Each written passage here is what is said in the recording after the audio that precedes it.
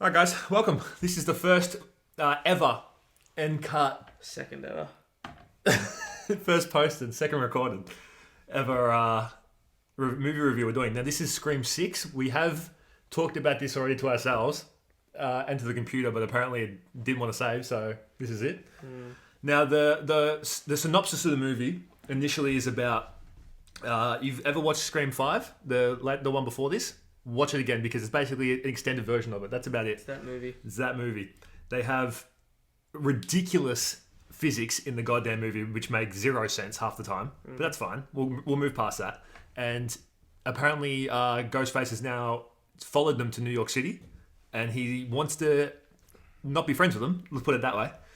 The pacing was off sometimes. They would have like really good climaxes, really good peaks, but it would go all the way back down for no reason. Like in the first initial opening scene, it's like a date vibe. So they have a girl who looks like that Anna Joyce chick, whatever her name is.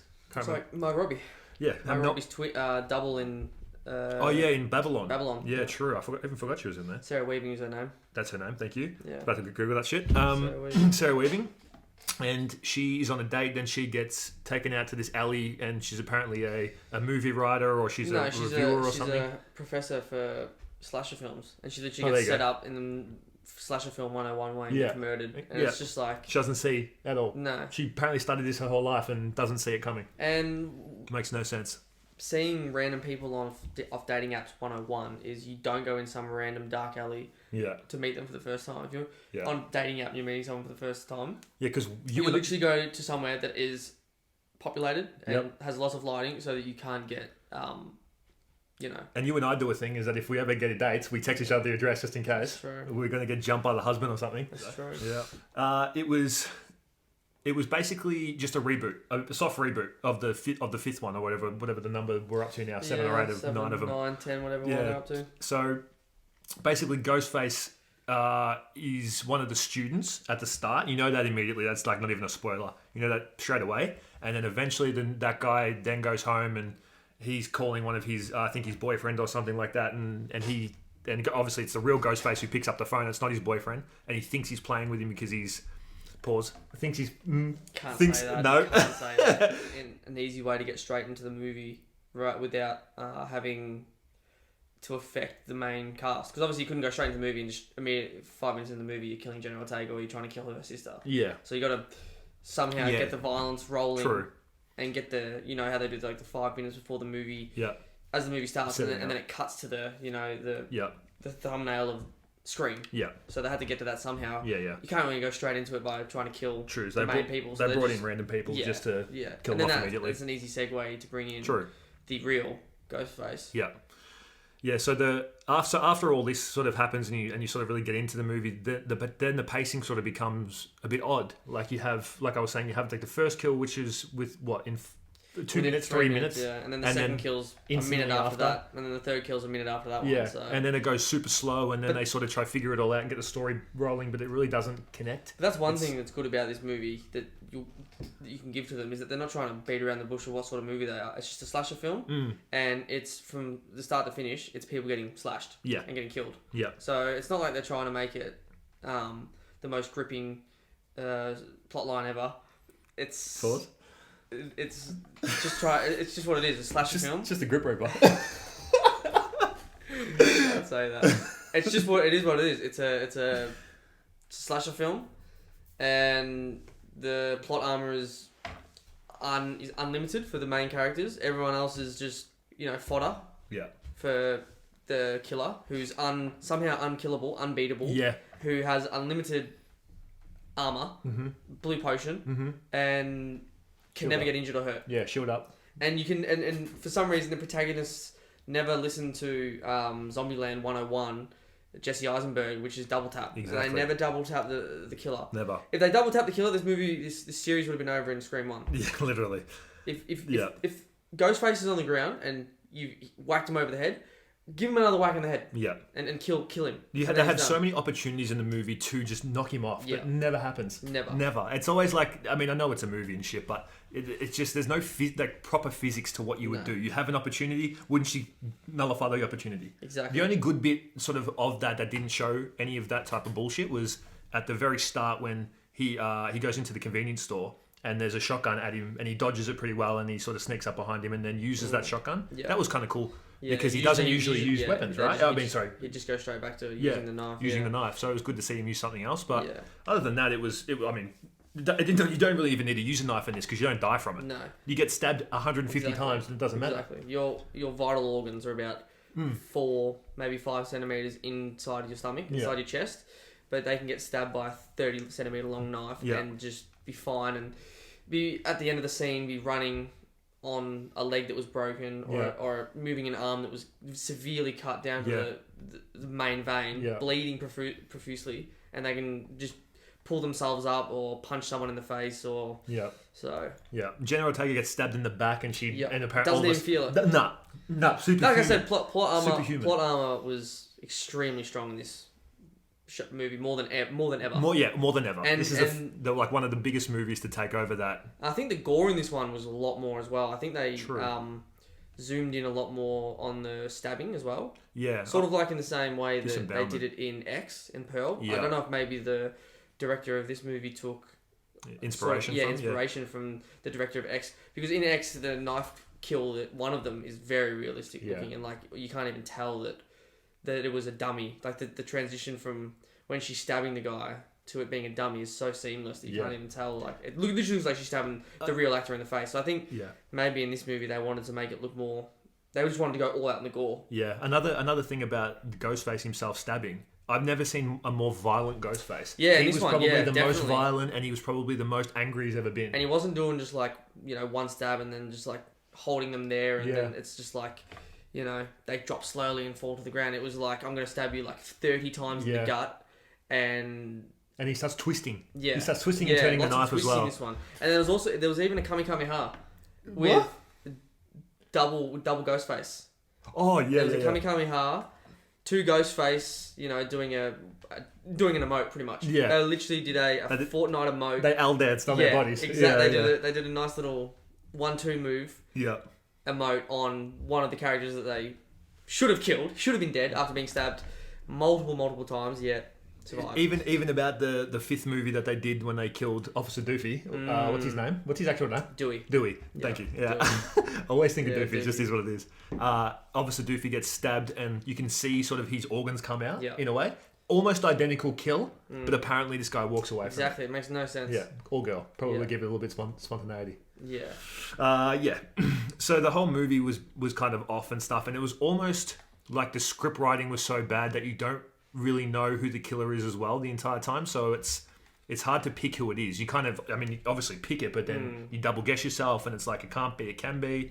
But there's one sort of bit in it that makes it seem sort of, if you're cluey with these sort of movies and plots, that it's easily to pick that's who Ghostface is, only because the reaction to that person dying is not someone who's close to them doesn't even react at all. Yeah. So that sort of makes you think, okay, they either don't grieve, and they've just completely missed that in the plot, and that death was meaningless, to just further on the plot. So it was just cannon fodder once again to further on the plot, or they were faking their death and then they're actually the Ghostface themselves. But that's the confusion you get with either the writing of the movie or the acting of the character. But like you pointed out, it was very, very evident of like what sort of happens if someone dies in this movie where you're like, oh my god, why is he or she not crying like they should be, or grieving? You know what I mean? Yeah. But then all of a sudden they're fine the next scene. It doesn't make any sense, but. Obviously, it does towards the end of the movie. Yeah. So they kind of did play on that, and I think that's what they did. They played on that bad kind of spoof movie vibe, but they really did a good job. It did have a big spoof vibe, this one, but only because I guess in a way slashers are spoofs. They are just sort of. Well, these ones are for sure. They're not jokes of the horror genre. They're their own genre now. They used to create slashers as horrors. Like, the early ones, like Nightmare on Elm Street, like the original Scream, Halloween, things like that. But now it's sort of just a spoof, not in a comedy way, but a spoof of what they used to be. That they're now just as much slashing, as much gore as they can, and it's just everyone's cannon fodder except for the main guys, and you've just got to try and figure out who the killer is, and that's fine. That's what. It's not like they're trying to pretend to be anything else. Yeah. And if you go on in that movie looking for like a real horror movie, you're not going to get it. You're not Yeah, going to if you think you're going to get a normal horror movie that No. has normal physics, it's not. That's not true. There is one jump scare that is very good. and Yeah, jump scare got caught both us of off us. guard, Yeah, it caught was us off it was the guard. most random jump scare as well. But that's probably why, because we both thought that the movie was so badly written Yeah. that we're like. But anyway, it did It's catch us off not badly written. It's just written sort of stupidly. poorly. So But badly I think, written, But I right? think that's how they meant to write it. So it's not like Yeah, they, yeah. That's Yeah. what that's what like they're not For sure. beating around the bush. They're, No, a they're not. different kind of. They wrote it that way. Yeah, And it was also like an homage, pretty much this whole movie to the whole franchise. yeah, 1, it 2, was. 3, 4, 5, Yeah, and even 6 as well, because literally half the movie is set in a museum dedicated to each Ghostface. Each movie. All Yeah. I think it was like 11 of them, 13 of them. I think it was Ghostface in each of the movies. So because there's 2 in each movie, Apart from except second. except for the second one where there's Yeah. only one. So yeah, I think this is what if this isn't the last one, because they once again they've They left hint, it on a yeah. on a Yeah. not a cliffhanger, but on a note that it could be another one created. But if this was the last one, you can tell they're just pretty much paying as much of an homage as they can to Yeah, all the actors that made it, all the people who created it, and and the people who are in it, they kind of Yeah. bring back old characters again, do like nostalgic stuff, Yeah. so everyone who used to watch it also comes back. and that's what they're going for. They're going for the nostalgia. They're trying to get people who used to watch the originals Yeah, from all the way back in the day to want to watch these ones as well, but also bring in new people. Hence why they probably made Jenna Ortega the face of the new franchise. I mean, yeah, what easier way to bridge it between yeah, new and old. new and old Yeah. than bringing in the hottest actress in the world right now? Yeah, she literally is. It's crazy. She's so. I mean, everywhere on TikTok, anywhere on Reels, you see her. Yeah. You know, she's simped over as well. Same within X and Pearl.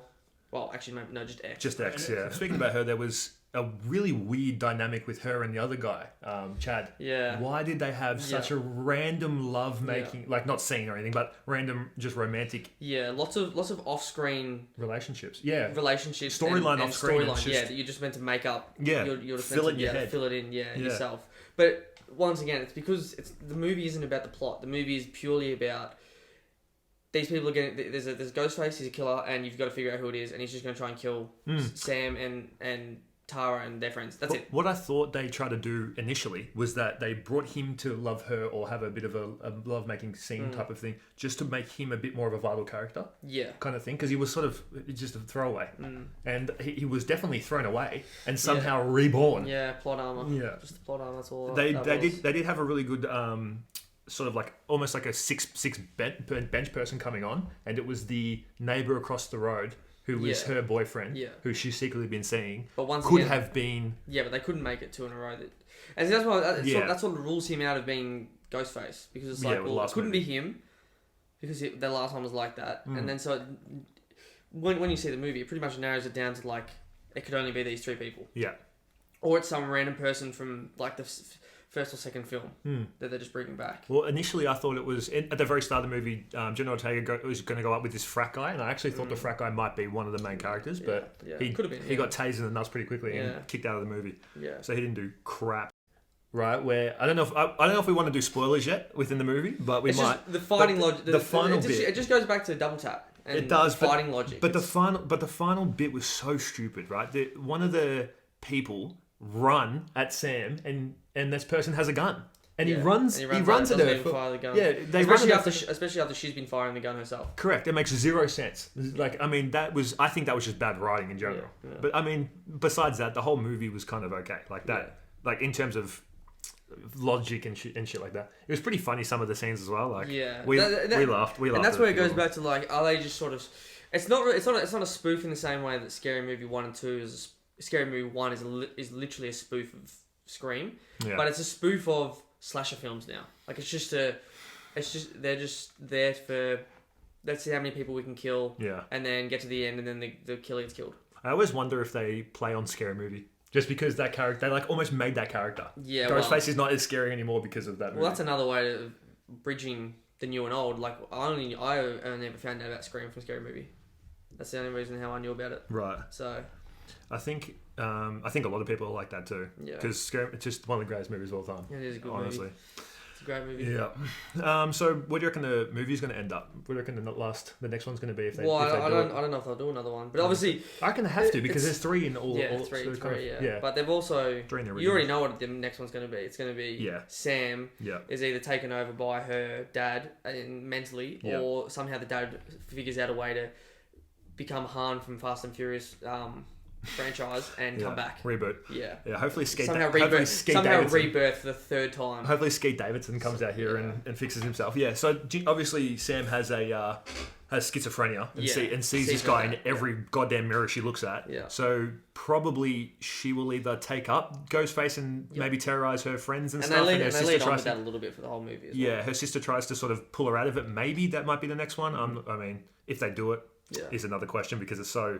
I mean, it depends if this one does good, and it seems to be getting good ratings. So it's got good reviews, of course, and obviously it'll be on if it makes money. But it's easily one of those sort of series franchises that can just, if it doesn't make money at the box office, they'll just turn it straight into a Netflix film, and it would be so easy to make. True. As a Netflix film. Very true. Or it can always be a rebooted. Stan or Paramount Plus or whatever. It'd always be rebooted with the next big sensation, whoever it is.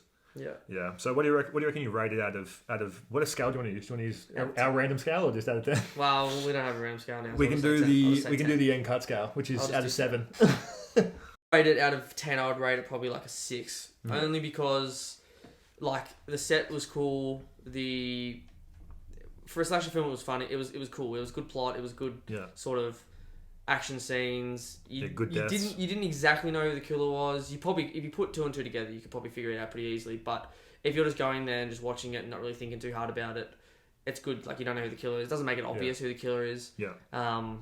But yeah, I think they're just getting a bit silly now. Yeah, I think if you want to know who the killer is, don't overthink it. Yeah, exactly. I think that's my only advice if you really want to figure it out quickly. Which is the problem, because both of them, the last 2 have just been don't overthink it. Like, you want it to be a bit sort of confusing in a way. I guess so. Well, they got to bring something to the goddamn film. Like, you can't bring. That's what I mean. That's anti-gravity. Essentially, it's just now it's just slashing and stabbing, and then get to the end, and then it's a big face off. That's all it is. Yeah, I'd probably give it honestly a 7. A little bit higher. You pretty much hit everything on the head. Like, it's the only thing I didn't like about the movie was how undefiable some of these kills were. Like, what's the point of having a knife in the goddamn movie if no one dies off of it? Exactly. They should just. They need to kill at least. They need to kill at least 2-3 other people before they get into this. Yeah. And then it would be cool. Yeah. Otherwise, just bring a gun and you're pretty much fine. And especially because it's set in America too. I think all of them would have guns. Yeah, literally. So. All right. This has been NCUT.